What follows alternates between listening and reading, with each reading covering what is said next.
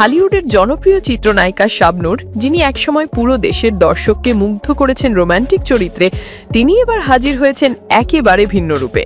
হ্যালোউইনের রাতে ছেলেকে নিয়ে ভয়ঙ্কর সাজে চমকে দিলেন ভক্তদের।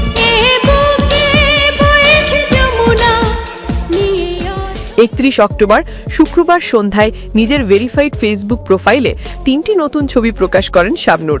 ছবিতে দেখা যায় মা ছেলে দুজনই হ্যালোউইনের ভৌতিক সাজে সেজেছেন। তাদের সঙ্গে ছিলেন অস্ট্রেলিয়ায় বসবাসরত কয়েকজন বন্ধু ও পরিচিতজন।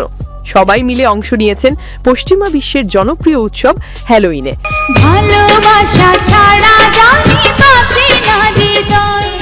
ছবির ক্যাপশনে শাবনূর লেখেন, আমি সাধারণ মানুষ, আমি একজন দুর্দান্ত মা, যিনি একজন ডাইনিও। এরপর যোগ করেন, হ্যালোউইনের শুভেচ্ছা বাচ্চারা, এটা শুধু মজা করার জন্য।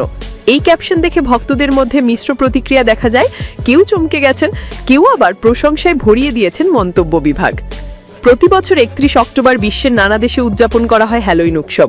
পশ্চিমা সংস্কৃতিতে এই দিনটি মৃতদের স্মরণ করার প্রতীক। তাদের বিশ্বাস, এই রাতেই মৃতদের আত্মা পৃথিবীতে ফিরে আসে।